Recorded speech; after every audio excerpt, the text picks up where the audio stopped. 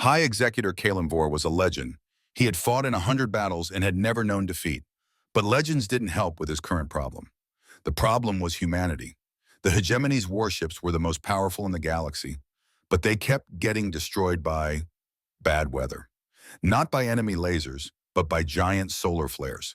Not by plasma torpedoes, but by sudden meteor showers. And somehow the small, weak humans always knew when to get out of the way. It happened too many times to be luck. It was a mystery, and Kalen's job was to solve it. He had to find out how humans knew the future. "Report," Kaelen said. His voice was calm and low. He was in a dark, empty office building on Earth. With him were the two members of his elite team. Zorp, the small, nervous technician, looked up from his glowing screen. "The building is secure, High Executor. No life signs detected, other than us. The air is dusty." In the corner, the giant warrior Grorn finished cleaning his very large gun. "This is a waste of time," he grumbled. "We should be attacking their cities, not hiding in their trash." Kaelen ignored him. His eyes were focused on the building across the street. It was huge and made of glass. Inside, hundreds of bright screens glowed in the dark. It was a store that humans called Gigatron. "Zorp, explain the target again," Kaelen commanded. "Yes, High Executor. The building consumes a massive amount of power. It is a center for information. We believe the humans gather here to receive instructions from their leaders. The screens, they are portals for information." "A command center with no guards and glass walls?" Grorn laughed. "It's a trap." "Perhaps," Kaelen said softly, "or perhaps it is something else." He had studied humans for weeks. They were strange, they were fragile, but they built enormous cities. They were chaotic, but they worked together. They were not logical. Were not. And that made them dangerous. Their greatest weapon was not a ship or a gun. It was the way they knew things. They knew when a storm was coming. They knew when a solar flare would erupt. They seemed to listen to the whispers of the universe itself. Kaelen believed the whispers came from those glowing screens. They were the key. He had to know what they were saying. He stood up and walked to the large window of their dark hideout. The lights from the Gigatron store painted shifting colors on his face. "Zorp," he said, his voice filled with purpose. "I want to see what is on those screens. Find the most important channel and patch it through to our main viewer." Zorp's fingers tapped quickly on his console. "Right away, High Executor." Kaelen stared at the wall of lights across the street. He felt like he was on the edge of a great discovery, one that would change the galaxy forever. Let's see what humanity's prophets are saying tonight. A moment later, a large screen in their dark room flickered to life. But it was not one image, it was 50. A grid of small screens appeared, each showing a different picture, each with a different voice. 100 different voices filled the small room, all speaking at the same time. Zorp flinched, his large eyes wide with panic. "So much data, High Executor, so many signals. It's an information assault. It's designed to overwhelm our sensors." Grorn grunted, his hand resting on his plasma rifle. "It's a weapon, a wall of confusion to hide the real message." Kaelen remained perfectly still, his mind racing. He was the only one who was not confused. He was focused. "Filter it, Zorp," he said calmly. "They are broadcasting on multiple frequencies, but there must be a primary channel, a command frequency. Find it." Zorp's small fingers flew across his console. The 50 small screens on their viewer flickered rapidly, then vanished. One large, clear image took their place. It was the inside of a brightly lit room. A human female was sitting at a large desk. She was smiling. The smile made Kaelen deeply uncomfortable. It was a smile of absolute confidence. "This is the command channel," Zorp whispered. "The data flow is strongest here." For 10 minutes they watched. The smiling woman spoke about things that made no sense. She spoke about crop prices. Then she spoke about the construction of a new building. "This is nonsense," Grorn growled. "They are not talking about war." "Patience, Sergeant," Kaelen said, never taking his eyes off the screen. "Deception is a weapon. The most important messages are often hidden behind the most boring ones." Then the scene on the screen changed. The smiling woman stood up. Behind her, a large, colorful map appeared. The time for deception was over. The strategic briefing was about to begin. And now, the woman said in a cheerful voice, for your first alert weather forecast, she pointed at the map. Large, swirling shapes of color moved across it. Okay, folks, we have some active weather moving in from the west. Because of these conditions, the National Weather Service has issued a tornado watch for our entire viewing area, effective until 10 p.m. tonight. Kaelen leaned closer. Zorp, translate the key terms, now. Zorp's eyes were glued to his datapad. A tornado is a vortex of high-velocity wind, a powerful localized atmospheric weapon. The term watch means a state of high-alert surveillance. They are tracking the weapon, but its exact target is not yet known. She speaks of this great weapon as if she is discussing a minor problem, Kaelen murmured. The woman's calm smile never faded. She was either a fool or she had absolute faith in her defenses. Kaelen did not believe she was a fool. I want to confirm this, Kaelen said. Zorp, scan the other channels again. See if they mention this tornado weapon. Zorp obeyed. The screen split into a grid again. He pointed to one screen. A human male was in a bright room, mixing chemicals in a bowl over a fire. This oracle is demonstrating how to combine chemicals over a heat source. It appears to be a lesson in creating incendiary devices. For the civilian militias, Gorn added, nodding slowly. Zorp switched to another screen. It showed strange, colorful creatures running and fighting. A tactical simulation, High Executor. The small, fast creature is evading the larger, slower one. It is a lesson in asymmetrical warfare for their children. He switched again. This channel showed a large, furred creature with massive teeth hunting another animal on a wide, grassy plain. Gorn leaned in, his eyes wide. By the All-Ma, that is a live feed from a combat zone. Look at the ferocity of that creature. Kaelen held up a hand. Enough! He now understood. It was all connected. The entire human information network was a system of military preparation.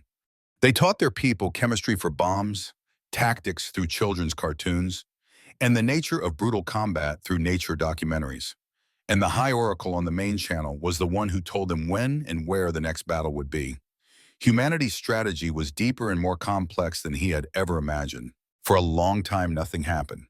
The oracle on the screen continued to show her colorful maps, her voice a calm and steady drone.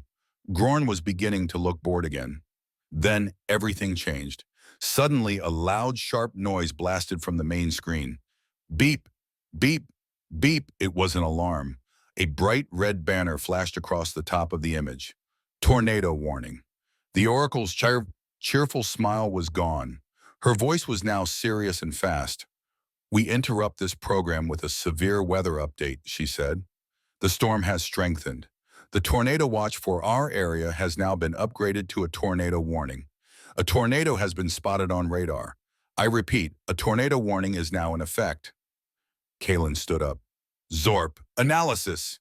Zorp was trembling, his eyes wide. He frantically read the data from his console. Warning means the weapon is no longer just being tracked, he stammered. It has been deployed. It is an active and imminent threat.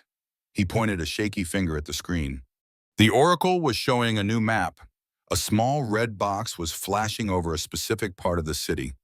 The map, the highlighted area? Zorp whispered in horror. High Executor, that is our location. They know we are here. Gorn lifted his heavy plasma rifle. The boredom was gone from his eyes. Now there was only the fire of battle. The fight begins, he growled. Then a new sound started. It was not from the screen. It came from outside. It was a low, rising wail that grew louder and louder, covering the entire city like a blanket of sound. A citywide siren. The humans were sounding their battle alarm. Kaelen rushed to the window, using his advanced scope to see the humans on the street below. He expected to see chaos. He expected panic, screaming, people running for their lives. He saw none of that. He saw a shopkeeper calmly pull down a metal gate over his store window. He saw a mother take her child's hand and walk briskly, but not run, into a building. He saw cars continue to drive at normal speeds. simply turning to leave the area. There was no fear. There was no chaos. There was only order. "Look at them," Kaelen said, his voice a mix of confusion and awe. "It's a pre-planned evacuation drill. Their discipline is perfect. Every civilian knows exactly what to do and where to go." He turned from the window. The wailing siren outside was getting louder. The wind was beginning to howl. He looked at the crumbling walls of their abandoned office building. "This structure will not survive a direct hit," he stated. His mind raced, calculating their options. Across the street, just a short distance from the Gigatron store, was a small, simple house. It was made of brick and low to the ground. A sign in the yard said "for sale." It was empty. "Zorp, scan that small, unoccupied dwelling," Kaelen commanded. A second later, Zorp replied, "It is structurally sound, High Executor, and it possesses a reinforced subterranean level, a basement, a fortified bunker, hidden in plain sight." Kaelen made his decision. "That is our new command post. We move. Now." They made it. The basement of the empty house was dark and smelled of damp earth. It was a small, square room made of solid concrete. Kaelen felt the thick walls around them. It felt safe. It felt fortified. Outside, the world began to die. First came the wind. It started as a low whistle. Then the whistle became a howl. In minutes, the howl became a scream. It was a sound of pure rage. Small things began to hit the house. It sounded like a storm of angry rocks. Then larger things began to hit it. It sounded like giant fists were pounding on the walls. The entire house began to shake, not like a leaf in the wind, but like a small toy in the hands of an angry god. The scream outside became a roar. It was a noise like 1,000 giant beasts, all roaring at the same time, right next to their ears. It was the loudest sound Kaelen had ever heard. Then came the jolt. It was not a shake. It was a sudden, violent lift. The floor beneath them pushed upwards with incredible force. Loose objects in the basement were thrown into the air. Zorp, who was staring at his sensor pad, let out a terrified shriek. "High Executor, the structure! We are no longer on the ground. We are airborne." The world became a spinning, screaming nightmare. The floor tilted violently, becoming a wall. The walls groaned and cracked. Dust and splinters filled the air, making it hard to breathe.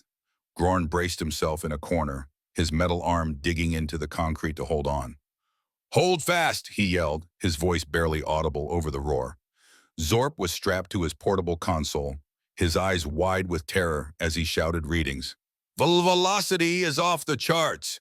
We are spinning at 200 rotations per minute. Altitude is rising." Kaelen was thrown across the room, his enhanced body absorbing most of the impact. He was a commander. He did not panic. He needed to see. He needed to understand. He crawled across the tilting floor towards a small, high window in the basement wall. The glass had already shattered. He pulled himself up, gripping the edge of the window, and looked out into the screaming gray chaos of the storm. And for a single, impossible second, his spinning view stabilized. He was looking directly into the basement of the house next door, less than 20 feet away. The human family was there. The father, the mother, the two small children. They were huddled together in the center of the room. But they were not screaming. They were not panicking. The father held a small, battery-powered light under his chin, making a silly, spooky face.